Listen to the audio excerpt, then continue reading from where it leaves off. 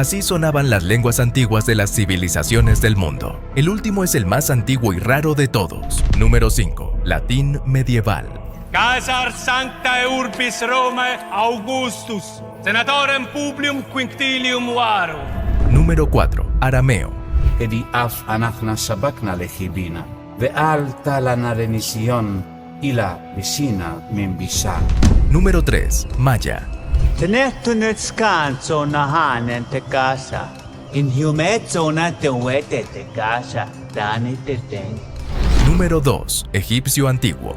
Rachunin sulmaah, Maria, Shamsu Sikhoe.